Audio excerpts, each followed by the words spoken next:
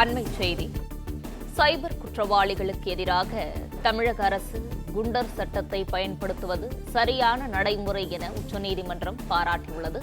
இதுகுறித்தான முழு விவரங்களை வழங்கவிருக்கிறார் செய்தியாளர் ஆனந்த். ஆனந்த், வணக்கம். இதுகுறித்தான முழு விவரங்களையும் பகிரலாம்.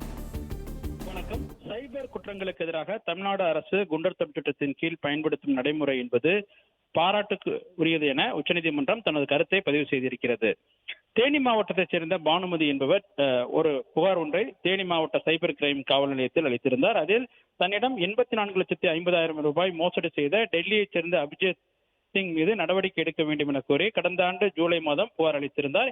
இந்த புகாரின் அடிப்படையில் அபிஜித் சிங் கைது செய்யப்பட்டார். கைது செய்யப்பட்ட பிறகு அவரிடம் காவல்துறை நடத்திய விசாரணையில் அபிஜித் சிங் தனது குடும்ப உறுப்பினர்கள் பெயரில் 4 நிறுவனங்களை உருவாக்கி பல வங்கி கணக்குகளை திறந்து அதன் மூலமாக பல பேரிடம் நிதி மோசடி செய்தது தெரிய வந்ததாகவும், அதன் அடிப்படையில் அவரை கடந்த ஆண்டு ஆகஸ்ட் மாதம் தேனி மாவட்ட ஆட்சியர் தடுப்பு காவல் சட்டத்தின் கீழ் சிறையில் அடைக்க உத்தரவு பிறப்பித்தார்.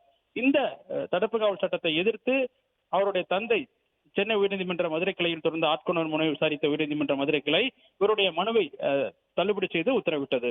இந்த நிலையில் இந்த உத்தரவை எதிர்த்து அபிஜித் சிங்கின் தந்தை உச்சநீதிமன்றத்தில் மேல்முறையீட்டு மனு தாக்கல் செய்திருந்தார். இந்த வழக்கு நீதிபதிகள் சந்தீப் மேத்தா மற்றும் நீதிபதி ஜமாய் மாலா பாக்ஷி ஆகியோர் அடங்கிய அமர்வில் இன்று விசாரணைக்கு வந்தது. அப்பொழுது மனுதாரர் தரப்பில் ஆஜராயிருந்த வழக்கினர்கள் இந்த விவகாரத்தில் நடைமுறை மற்றும் அரசியலமைப்பு விதிகள் மீறி இருப்பதாகவும், எனவே அபிஜித் சிங்குக்கு எதிராக பிறப்பிக்கப்பட்ட ஆட்கொணர்வு மனுவில் சிறையில் அடைத்த அந்த உத்தரவை ரத்து செய்ய வேண்டும் எனவும் தெரிவிக்கப்பட்டது. அப்போது நீதிபதிகள் சைபர் குற்றங்களுக்கு எதிராக தடுப்பு காவல் சட்டங்களை தமிழ்நாடு மாநில அரசு முழுமையாக பயன்படுத்துவது நல்ல போக்கு எனவும், இது மிக பெரும் வரவேற்கத்தக்க ஒரு அம்சமாகும் என தெரிவித்தனர். மேலும் இந்த அணுகுமுறை மற்ற குற்றவாளிகளுக்கு எதிரான சாதாரண குற்றவாளிகள் இல்லை என்பதை இது உணர்த்தும் எனவும், அதே போன்று மற்ற குற்றவாளிகள் போல் இந்த குற்றவாளிகளை அணுக முடியாது எனவும் நீதிபதிகள் தங்களுடைய கருத்தினை தெரிவு செய்திருக்கின்றனர்.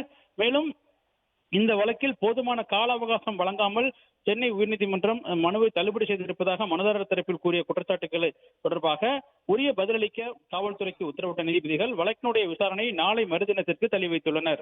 பிளே ஸ்டோர் மற்றும் ஆப் ஸ்டோரில் இருந்து பாலிமர் செயலியை QR கோடு மூலம் பதிவிறக்கம் செய்யுங்கள். செய்திகளை உடனுக்குடன் பெறுங்கள்.